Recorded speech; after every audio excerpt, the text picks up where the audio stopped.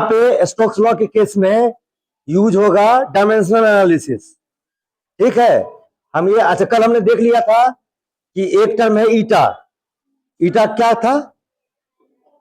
Coefficient of viscosity. तो ये जो इसमें जो फोर्स लगेगा एफ, वो डायरेक्टली प्रोपोर्शनल होगा ईटा के। ठीक, डायरेक्टली प्रोपोर्शनल होगा किसी वेलोसिटी से, ये आएगी नीचे की ओर तो डायरेक्टली प्रोपोर्शनल होगा वेलोसिटी के, और इसका एक रेडियस होगा आर, डायरेक्टली प्रोपोर्शनल होगा आर के। ठीक है, क्या किस किस किस चीज के डायरेक्टली प्रोपोर्शनल हो गया? ईटा, आर और वेलोसिटी।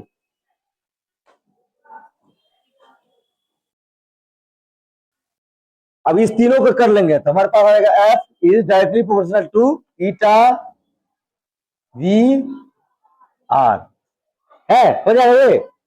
और फिर ये प्रोपोर्शनलिटी कांस्टेंट को हटाएंगे हम, एफ बराबर हो जाएगा के ईटा वी आर। अब ईटा का डायमेंशन आपको कल देख लिया था आपने, वेलोसिटी का डायमेंशन आपको पता है, आर का डायमेंशन आपको पता है। तो डायमेंशन एनालिसिस को यूज करके इस दोनों के बीच में रिलेशन निकालिए। क्या रिलेशन निकलेगा? एक मिनट पॉज कर दो। यहां से आ गया F is directly proportional to eta R V और is equal to K eta R we.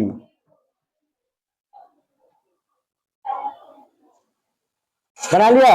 A B C ये डालिए, डायमेंशनल फॉर्मूला में किया था ना ये। ओ बीच में रोक दो कर,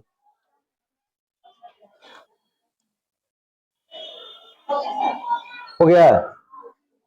दिखा ये कितना है? A1 है, B1 C -2 नहीं आएगा ना, CB1 आएगा।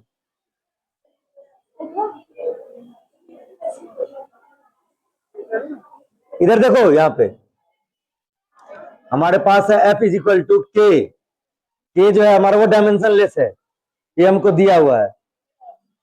ईटा ए, उसके बाद आर था ना, वी बी और आर सी। इधर क्या हो जाएगा? M L T-2 is equal to K. Eta का क्या है? एम एल -1 T-1, इसका पावर हो गया ए। टी का हो जाएगा एल T-1, इसका पावर हो गया बी, और ये हो जाएगा एल सी। हो जाएगा ये के रह गया, एम एक ही बार ए ही है, एम हो गया हमारा A, L -a -b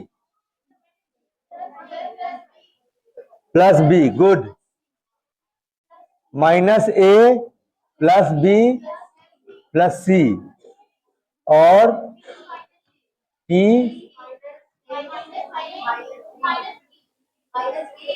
-a -b।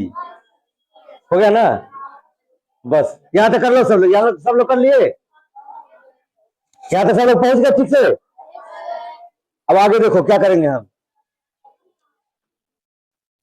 M L T-2, M के पे केवल क्या है? ए है, तो इधर एम के पावर एक और इधर ए का पावर एक, तो हम कहेंगे होमोजेनिटी वाला के इक्वेशन से ए इज इक्वल टू, आसान है, एल का पावर देखो, एल का power -a plus B plus C is equal to 1, और -a -b is equal to -2।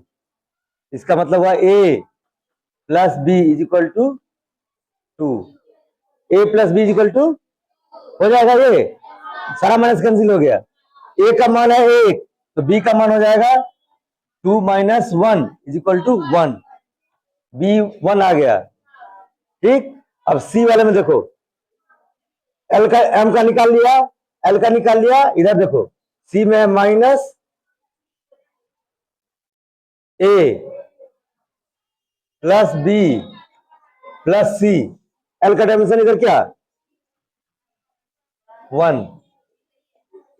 है। अब ए का वैल्यू -1, माइनस है तो -1 +1 plus C is equal to 1। ये और ये कैंसिल, सी का मान, ठीक है, क्लियर है ये। अब इसको ऐड कर दो। अब हमारे पास आया एफ इज इक्वल टू के, हमने दिया था ईटा, ईटा का मान 1, आर वी का मान 1, आर, हमारे पास आ जाएगा F is equal to K eta V are. जब हम एक्सपेरिमेंट करते हैं तो के का वैल्यू आता है बाय एक्सपेरिमेंट, एक्सपेरिमेंट को EXPT लिखेंगे हम, ठीक है। बाय एक्सपेरिमेंट के हैज वैल्यू 6 पाई, तो पूरा स्टोक्स लॉ जो हो जाएगा वो हो जाएगा F is equal to 6 pi eta, N नहीं ईटा, ईटा थीटा था बीटा था, यह है ईटा। ईटा से किसका सर फोड़ रहा है, सुमन नहीं आई आज, परी का, हाँ कहा गई, वो तो कर रही थी परी का ईट मारी हमको,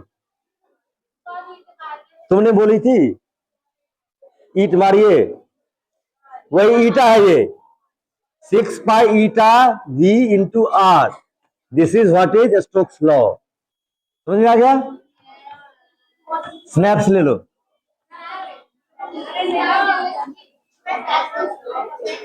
इसका भी लो, इससे पहले वाले का भी लो।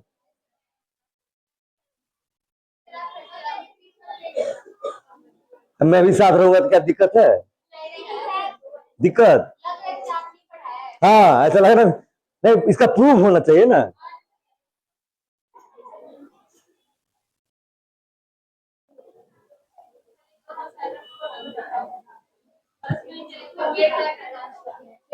नहीं इतना मत करो, इतना मत करो।